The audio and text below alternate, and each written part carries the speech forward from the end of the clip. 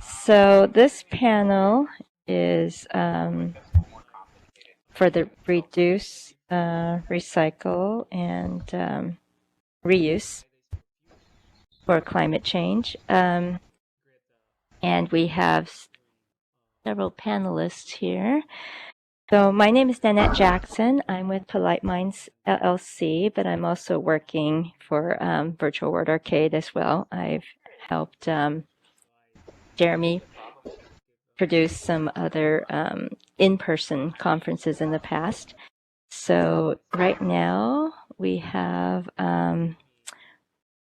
Shreya, and we have Lisa and Laura.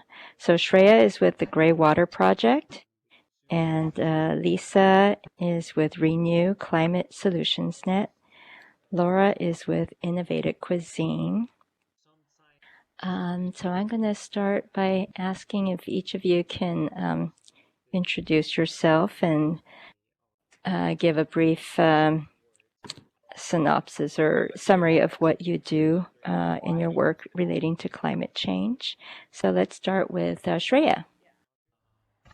Hello, everyone. It's so wonderful to be here. So I'm the founder of the Gray Water Project, which is a nonprofit aimed at promoting the safe reuse of gray water, which is lightly used household water, as well as water conservation.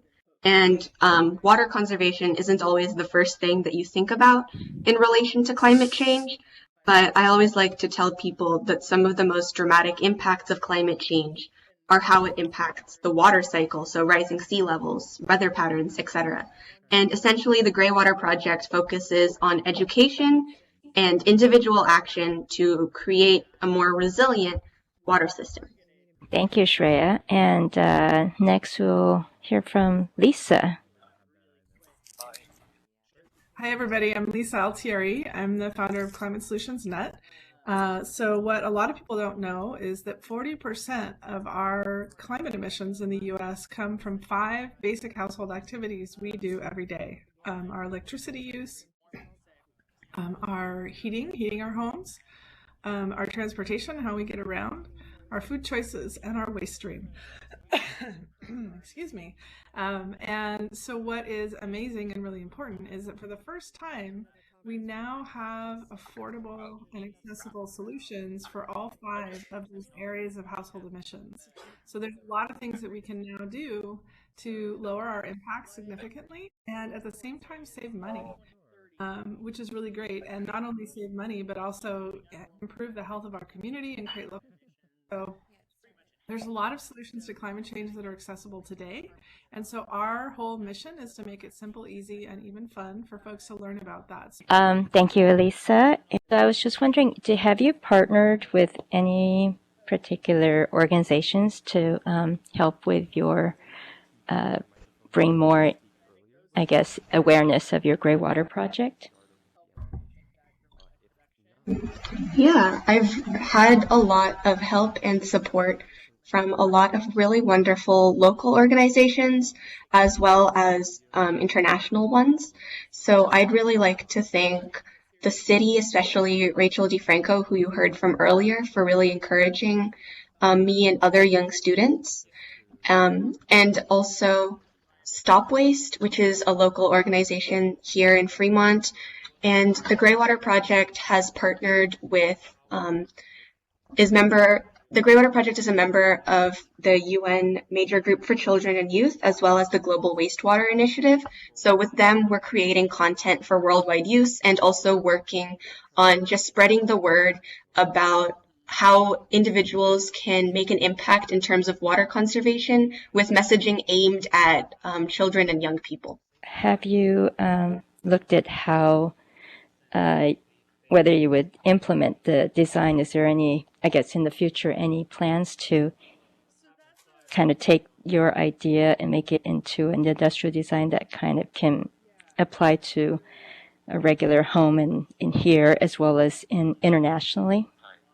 Yeah, so the Gray Water Project is mainly focused on education and advocacy with regards to gray water reuse. And there's lots of different ways that you can implement gray water reuse into your home. One of those things I think I was talking to Lisa about earlier is a laundry to lawn system. So it's a method of taking gray water from your laundry and then putting it out for non-potable uses like irrigating your garden. So that's something that homeowners can do right now in the Bay Area, and it's a DIY system that anyone can implement. And there's also other simple household actions that you can take to conserve water. So there's definitely a lot that individuals can do right now that can really make a difference.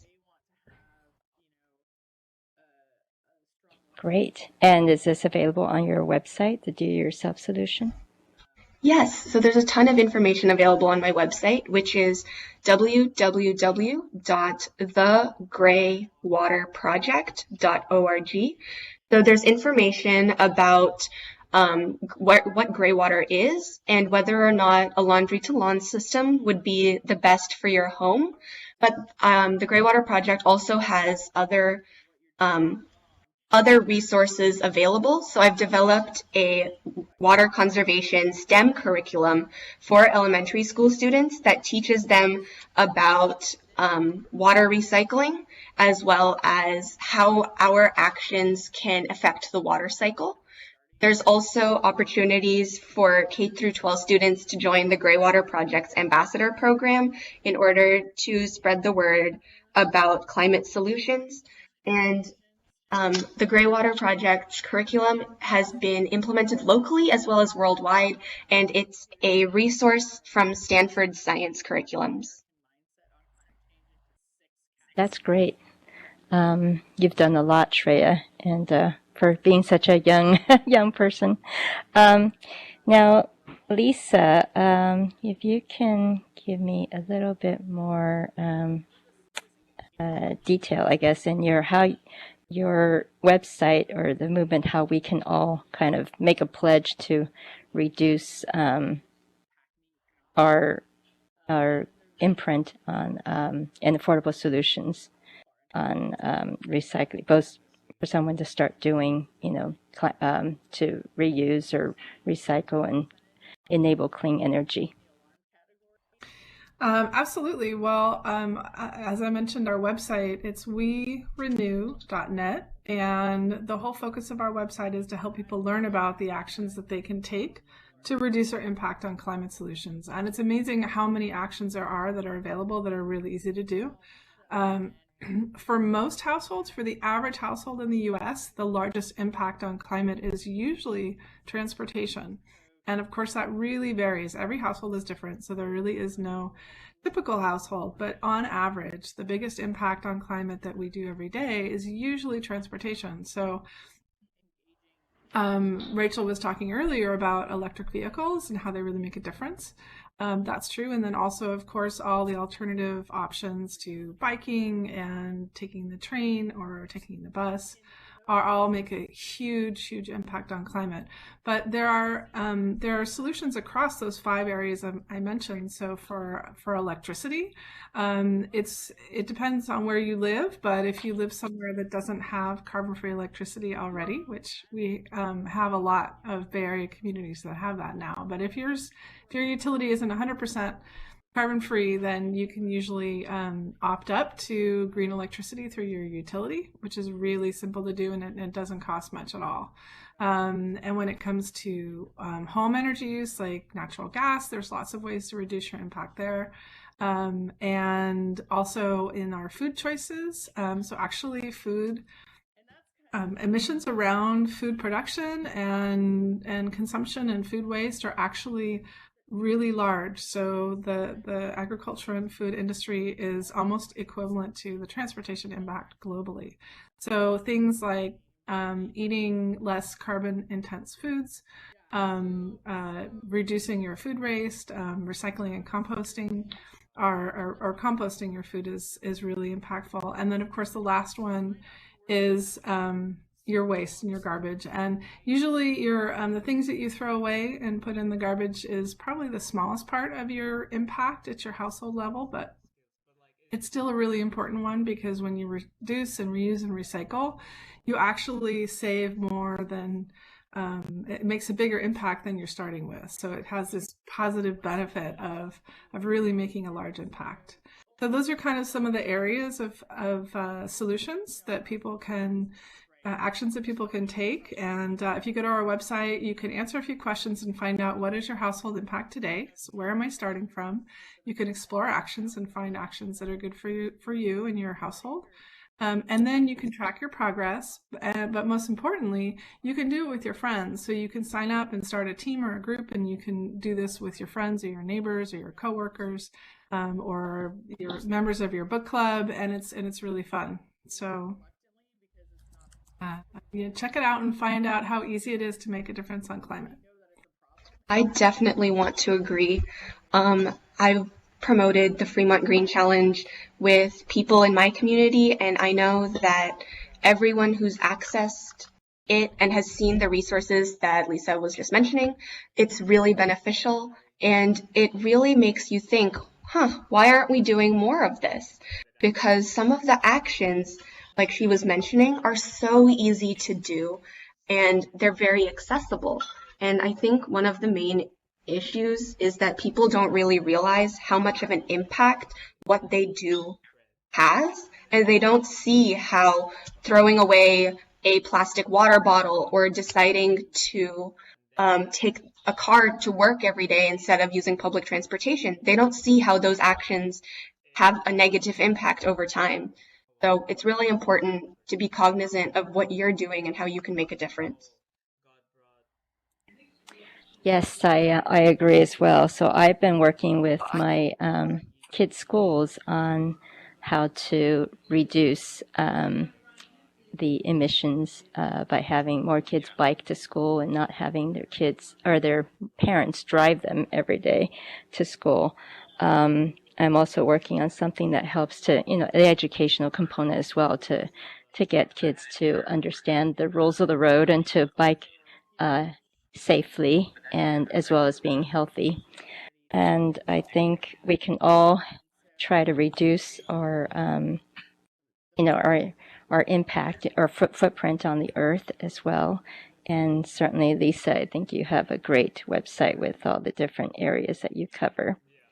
I'm sorry that I'm not sure whether Laura was able to get back. She was looking at innovative cuisine and the how to reuse and be good with food.